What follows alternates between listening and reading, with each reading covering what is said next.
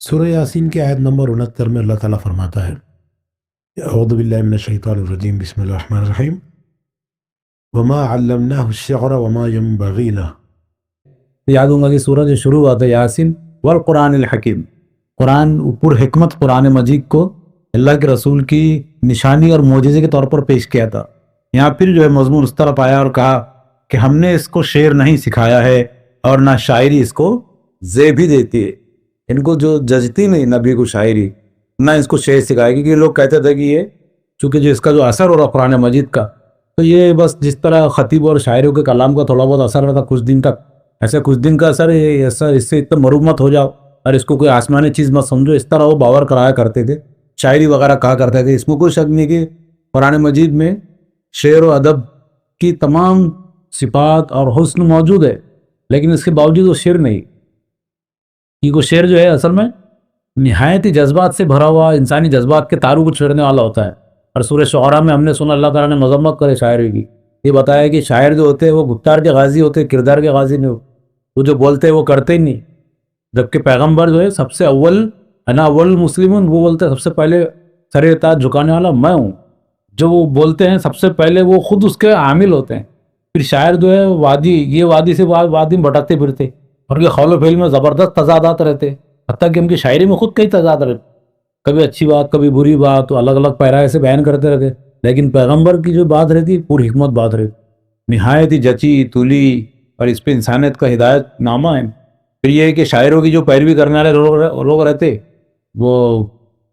بیوڑے رہتے، آوارہ منش، عاشق مزاج، یہ عام سطح کے لوگ رہتے، لیکن اور اچھے اور برے زیادہ رہتے، اور پیغمبر کے جو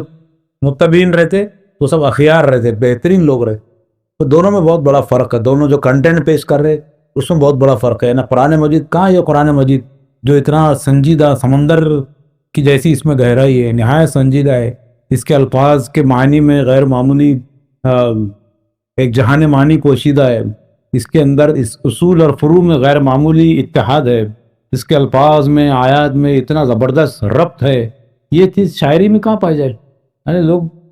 لوگوں نے غور کرے کبھی کہ شاعروں نے کبھی زندگی میں دنیا کی شاعری میں کبھی کسی شاعر نے کوئی ایسی کتاب لکھا جس سے لوگوں کو ہدایت مل جائے؟ دنیا کی تاریخ میں یہ کچھ مستثنا ہے نا اس میں، یعنی یہ ان شاعروں کی بات چل رہی جو بالکل گمراہ ہے۔ شاعر رسول اللہ علیہ وسلم کی تو مسجد میں حضرت حسان بن ثابت ہے نا، وہ بھی تو ایک شاعر ہے، ان شاعروں کی بات نہیں چل رہی جو اس ہدایت سے حصہ پالے اور پھر اس قرآن کی رنگ میں ان کی شاعری رنگ جائے۔ تو اس طرح جو ہے ایک عام طور پہ جو قرآن نے جو شاعروں کی مذمت کرا، یہ وہ شاعر تھے جو عرب میں ظاہر ہے جو ہدایت یافتہ نہیں تھے، ایسے جو لپاٹیے شاعر تھے۔ تو یہ بتایا کہ مطلب ہدایت نامہ تو کسی شاعر کا ہو ہی نہیں سکتا۔ تو یہ کہا کہ نبی کو تو اللہ نے سرے سے شعر ہی نہیں سکھایا اور ان کو زیب بھی نہیں دیتی ہے شاعری، تو نبی نے کبھی شاعری نہیں کرے۔ تو یہ اس کے اندر قرآن میں اتنا گہرا معنی کا جانے معنی اس میں پوشیدہ ہے، اس کی موسیقی، اس کے ظاہری حسن کلام، یہ تو الگ چیز ہے اضافی، اصل تو اس کا پورا اپنا کانٹینٹ ہے جو حکمت سے بھری ہوئی باتیں ہیں۔ فرمایا یہ تو ایک نصیحت ہے اور صاف پڑھی جانے والی کتاب، تاکہ وہ ہر اس شخص کو خبردار کر دے جو زندہ ہو اور انکار کرنے والوں پر حجت قائم ہو جائے۔ یہ بتا دیا کہ جو چیز شاعری میں نہیں رہتی وہ قرآن میں وہ کیا ہے؟ نصیحت ہے، اور صاف اور واضح کتاب ہے جس میں سارا معاملہ بہت وضاحت کے ساتھ اور بہت سیریس اس کے اندر معاملہ ہے نا۔ شاعری میں کہ مبالغہ رہتا نا، بات کو کہاں سے کہاں بڑا چڑھا کر بیان کیا جاتا ہے، لیکن یہاں جو ہے انسان کے اصول دیے جا رہے ہیں، سماج کے اصول، معاشرت کے اصول، معیشت کے اصول، سیاست کے اصول و ضوابط، اور اس طرح انسان کو جینے کا ہنر سکھایا جا رہا ہے۔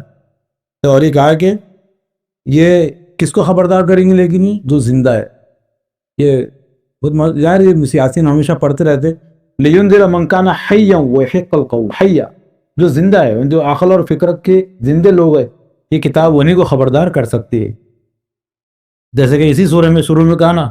یعنی تنذر من اتبع الذکر، تم اسی کو خبردار کر سکتے ہو جو ذکر اور نصیحت کی اتباع کرے، جو نہیں کرتا تو اس کے پیچھے تم اپنا جی ہلکا مت کرو۔ آگے فرمایا اور انکار کرنے والوں پر حجت قائم ہو جائے، جو انکار کر رہے ان پر قول وَيَحِقَّ الْقَوْلُ عَلَى الْكَافِرِينَ، حجت ان پر آخر درجے میں تمام ہو جائے۔